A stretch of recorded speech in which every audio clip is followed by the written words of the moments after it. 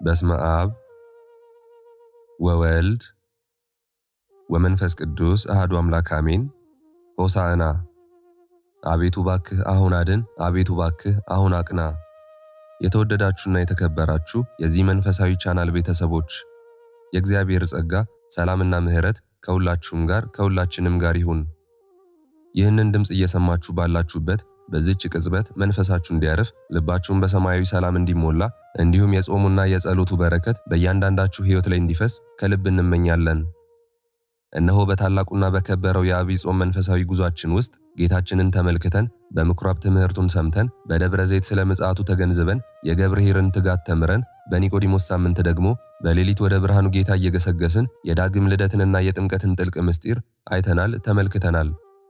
አሁን ደግሞ የጾማችን ስምንተኛና የመጨረሻ ማሳረጊያ ወደ ሆነው ክብርና ትሕትና በአንድነት ወደ ተገለጠበት ድንቅ ወደ ሆነው የሆሳዕና ሳምንት በሰላም ደርሰናል።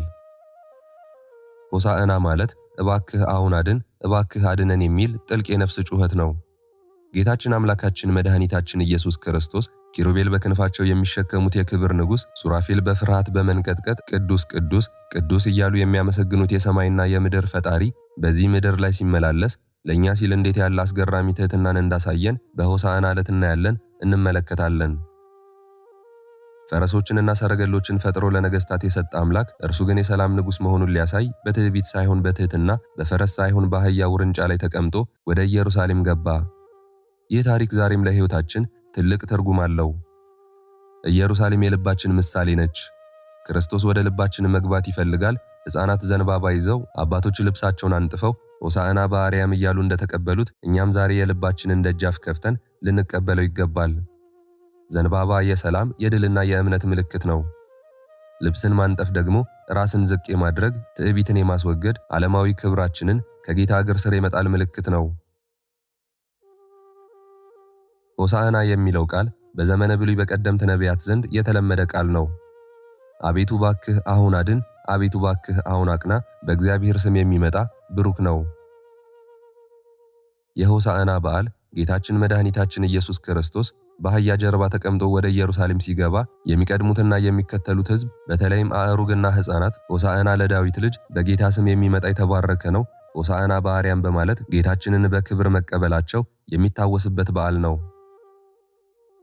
ይሄ በዓልም ሆሳዕና የሚለውን ስያሜ ያገኘው በዕለቱ ከተዘመረው መዝሙር ነው። በሌላ አነጋገር ይህ ዕለት የጸበርት እሁድ ፓልም ሰንደይ ይባላል። ታሪካዊ አመጣጡ የመልካም ምኞትና የድል አድራጊነት መገለጫ ሆኖ ከደገኛው አባታችን ከይስሐቅ ልደት ጋር ተያይዞ የመጣ ነው። ይኸውም ሳራ የወላድነት ዕድሜዋን ጨርሳ ልማደ እንስት ከተቋረጠባት በኋላ ሁሉን ቻይ የሆነ አምላክ ይስሐቅን በሰጣት ጊዜ ዘመዶቿ የተሰማቸውን ደስታ ለመግለጽ የዘንባባ ዝንጣፊ በመያዝ የጎበኟትን አምላክ አመስግነዋል።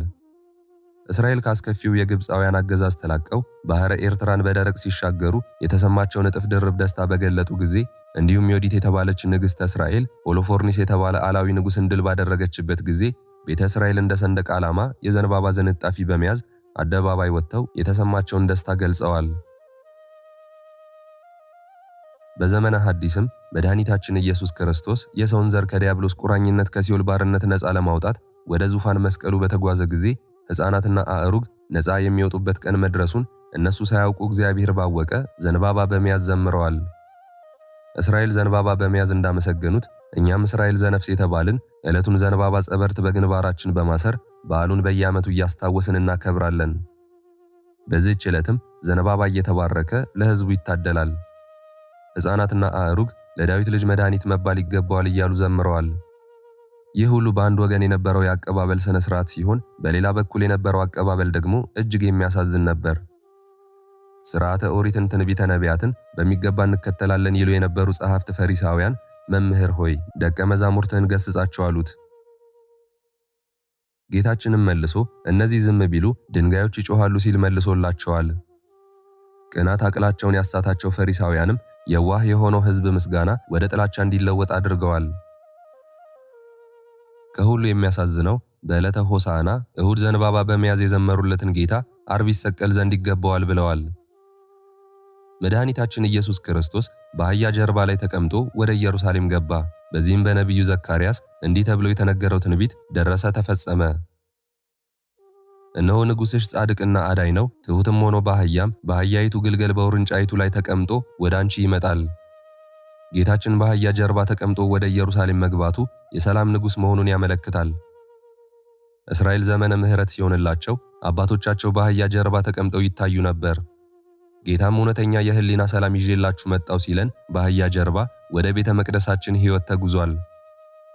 መላእክት በዕለተ ልደቱ በሰማይ ለእግዚአብሔር ምስጋና ይገባዋል፣ በምድርም ሰላም ለሰው ሁሉ ይሁን እያሉ የዘመሩለት የሰላም ባለቤት ነው። በመዋለ ትምህርቱም ሰላሜን እሰጣችኋለሁ ብሎ እንዳስተማረን ያን ሰላም የሚሰጥበትን ዕለት መቅረቡን ለማመልከት ነው። በሌላ በኩልም በአህያ ጀርባ መቀመጡ ህቡ ምስጢር አለው። በአህያ ጀርባ የተቀመጠ ሰው ሌላውን አሳዶ አይዝም፣ እርሱም ሮጦ አያመልጥም። በዚህም ጌታችን በእምነት ለሚፈልጉት የሚገኝ ቅርብ ሲሆን በእምነት ለማይፈልጉት ግን የማይገኝ መሆኑን አስተምሮናል። ስለዚህ የእግዚአብሔር ቤተሰቦች ፀሐይ ዕድሜያችን ሳትጠልቅ በእምነት እንፈልገው። የአህያን ጀርባ ያልናቀ ጌታችን ትሑት ስብዕናና የተሰበረ ልቦና ወዳለው ሰው ዘውትር ይጓዛል። የተዋረደውንና የተሰበረውን ልብ አይንቅም። ለታሰሩት መፈታትን ሊሰብክ ሰው የሆነ ጌታችን ከማሰሪያዋ በተፈታች አህያ እንደተቀመጠ ሁሉ ከኃጢአት እስራት በተፈታ ሕይወት ዛሬም ያድራል፣ የህሊና ሰላምን ይሰጣል። ስለዚህ ንስሐ ገብተን ጌታችንን ሆሳዕና በአርያም እያልን ልናመሰግነው ይገባል። በዚህ በተቀደሰ የሆሳዕና ሳምንት ነፍሳችን ወደ አርያም ከፍ ብላ ስትመለከት ከጌታችን ጋር በብርሃን የተዋሃዱትን ስለኛም ያለማቋረጥ የሚማልዱትን ቅዱሳን ልናስታውስ ይገባል። ከዚህ ቀደም የነበሩ በገሃድም በስውር የሚያገለግሉ ቅዱሳን ዓለምን በጸሎታቸው ያቆዩ በገዳማትና በዋሻዎች ተደብቀው እሾህ አሜኬላ እየረገጡ ድንጋይ ተንተርሰው ስለኛ ኃጢአት በእንባ የጸለዩትን የጥንት አባቶቻችንንና እናቶቻችንን እናመሰግናለን። ክብራቸው ታላቅ ነው። ጸሎታቸው እንደ ዕጣን ጢስ ወደ ፈጣሪ መንበር ያረገ ነው። ዛሬም ቢሆን ይህች ዓለም በክፋትና በኃጢአት ብትሞላም በመካከላችን እኛ ሳናውቃቸው በስውር የሚጸልዩ በየጎዳናው በየቤተ መቅደሱ በየገዳማቱ ያሉ ሕያዋን ጻድቃን አሉ። በመልካም መዓዛቸው ዓለምን የሚያውዱ በጸሎታቸው ማዕበሉን የሚያረጋጉ እነዚህን ስውራን ቅዱሳን እናከብራለን። አምላካችን ሆይ በእነርሱ ጸሎትና ልመና ምሕረትህን ላክልን። እግዚአብሔር አምላካችን በየዘመናቱ መብራቱን አያጠፋምና ወደፊትም ቤተ ክርስቲያንን የሚያበሩ ለትውልድ ብርሃን የሚሆኑ ቅዱሳንን ስለሚያስነሳ ስሙ የተመሰገነ ይሁንልን። የጻድቃንና የሰማዕታት በረከት በዚህ በሆሳዕና ሳምንት ላይ በሁላችንም ላይ ይደር፣ አሜን። እነሆ ወደ ሆሳዕና ስንገባ ክብርት ሰንበትንም ከፍ አድርገን እናስባለን። ሰንበት የእግዚአብሔር የዕረፍት ቀን፣ የፍጥረት ሁሉ ማረፊያ፣ የነፍስና የሥጋ ፈውስ የምትገኝባት ቅድስት ዕለት ነች። በሰንበት ቀን ሰማይና ምድር ይተባበራሉ፣ መላእክትና የሰው ልጆች በአንድነት ፈጣሪያቸውን ያመሰግናሉ። ሰንበት የሰላም ቀን ነች። በሳምንቱ ውስጥ በስንት አይነት የሕይወት ውጣ ውረድ፣ በጭንቀትና በሐዘን በድካም ውስጥ ላለፋችሁ ሁሉ ይህች ክብርት ሰንበት የነፍስ ማረፊያ፣ የልብ ሰላም፣ የሐሳብ መረጋጋት እንድትሆንላችሁ ከልብ እንመኛለን። ሰንበትን ስናከብር እግዚአብሔር ሕይወታችንን ያከብራል። ሰንበትን ስንቀድስ እርሱ ቤታችንን ይቀድሳል። በሆሳዕና ዕለት ጌታችን ወደ ኢየሩሳሌም ሲገባ ፈሪሳውያኑ ሕፃናቱ ዝም እንዲሉ በጠየቁት ጊዜ ጌታችን እነዚህ ዝም ቢሉ ድንጋዮች ይጮኻሉ ብሎ ነበር። በአንድ ወቅት አንድ መንፈሳዊ አባት ይህንን ሲያብራሩ እንዲህ አሉ። ድንጋዮች የተባሉት በኃጢአት የደነደኑ በክፋት የደረቁ ለንስሐ የዘገዩ የሰው ልጆች ልብ ናቸው። ሕፃናቱ ንጹሐኑ ዝም ቢሉ እግዚአብሔር በድንጋዮቹ በኃጢአተኞቹ ልብ ውስጥ ገብቶ ልባቸውን በማለስለስ እንባቸውን በማፍሰስ ሆሳዕና አሁን አድነን ብለው እንዲጮኹ ያደርጋል። ይህ እንዴት ያለ ጥልቅ ፍቅር ነው! ጌታችን በኃጢአት የደነደነውን ልባችንን በሆሳዕናው ብርሃን አቅልጦ የንስሐ እንባ ሰጥቶን እርሱን እንድናመሰግን ይፈልጋል። በዚህ 8ኛው ሳምንት ሆሳዕና ቃሉን ከመስማት አልፈን በሕይወታችን ልንተገብረው የሚገባን አንድ ቀላል ነገር ግን እጅግ ኃይለኛ የሆነ መንፈሳዊ ፈተና እንስጣችሁ። የመጀመሪያው ልብሳችሁን ማንጠፍ ወይም ትሕትናን መለማመድ። በዚህ ሳምንት ቢያንስ ለአንድ ሰው ከልባችሁ ይቅርታን አድርጉ። ትዕቢታችሁን፣ እኔ በልጣለሁ የሚለውን ስሜታችሁን እንደ አሮጌ ልብስ አውልቃችሁ ከጌታ እግር ስር አንጥፉት። በበደላችሁ ባስቀየማችሁ ሰው ላይ ያላችሁን ቂም ተዉት። ሁለተኛው የሰላም ዘንባባ መሆን። በዚህ ሳምንት ውስጥ በቤተሰባችሁ፣ በሥራ ቦታችሁ ወይም ከጓደኞቻችሁ ጋር የተፈጠረ አለመግባባት ካለ ገብታችሁ አስታርቁ። ለተጨነቀ ሰው የሰላም ቃል ዘንባባ ስጡት። አንድ የታመመን ሰው ጠይቁ ወይም የተራበን አብሉ። ይህን ስታደርጉ በእውነትም ክርስቶስን በልባችሁ ኢየሩሳሌም እያነገሳችሁት መሆኑን አትጠራጠሩ።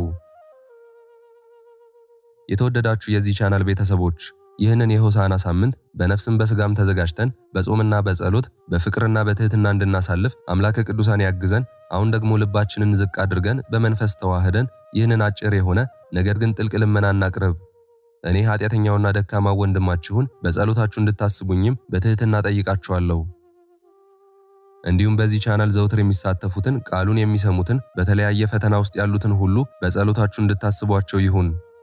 አምላክን በወለደች የፍጥረት ሁሉ እናትና አማላጅ በሆነች በቅድስት ድንግል ማርያም ስም በፈጣሪያችን በጌታችን በአምላካችን በመድኃኒታችን በኢየሱስ ክርስቶስ ሕያው ስም ስለ እምነታቸው ደማቸውን ባፈሰሱ አንገታቸውን በሰጡ ሰማዕታት ስም ዓለምን በጸሎታቸው በሚጠብቁ ጻድቃን ስም እንዲሁም ሌሊትና ቀን በፈጣሪ ዙፋን ፊት በሚያመሰግኑ ቅዱሳን መላእክት ስም እንጠይቃቸዋለን።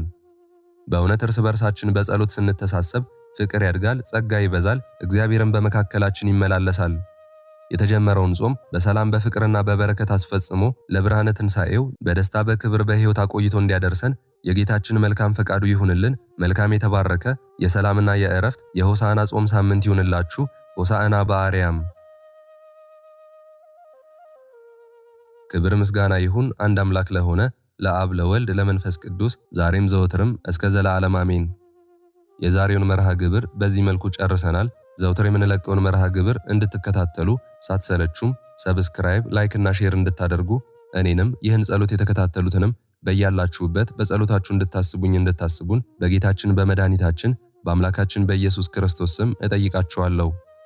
እግዚአብሔር አምላካችን እስካሁኗ ሰዓት ጠብቆ ለዚህ ያበቃን የአባቶቻችን አምላክ ልዑል እግዚአብሔር ስሙ ፈጽሞ የተመሰገነ ይሁንልን። እመቤታችን እናታችን ቅድስት ድንግል ማርያም ዘላለማዊ ስሟ የተወደደ ይሁንልን። ጻድቃን ሰማዕታት፣ ቅዱሳን መላእክት እንደየክብራቸውና እንደየማረጋቸው የከበሩ ይሁኑልን። ይህንን ጸሎት ምስጋና ወይም ቃል እግዚአብሔር በቅርብም በአካል በሩቅም በያላችሁበት ስትከታተሉ ለቆያችሁ በኋላም ለምታደምጡ በአሜነ በረከት ለተሳተፋችሁ በሙሉ በጸሎት እንድናስባችሁም ለጠየቃችሁን ሁላችሁንም እግዚአብሔር ያስባችሁ ከነቤተሰባችሁ በሕይወት በጤና ያቆያችሁ። ዕድሜ ዘመናችሁ የተባረከ፣ ስራችሁን የሰመረ፣ ቀናችሁን ያማረ፣ ኑሯችሁን የከበረ፣ ጸሎታችሁንም የተሰማ ያድርግላችሁ። እንዲሁም በአካል በሥጋ የተለዩንን እግዚአብሔር አምላካችን ነፍሳቸውን ይማርልን፣ በአጸደ ሕይወት በገነት በመንግሥተ ሰማይ ያሳርፍልን። አነሳስቶ ላስጀመረን አስጀምሮም ላስፈጸመን ለልዑል እግዚአብሔር ክብርና ምስጋና ይግባው ዛሬም ዘወትርም ለዘላለሙ አሜን። አቡነ ዘበሰማያት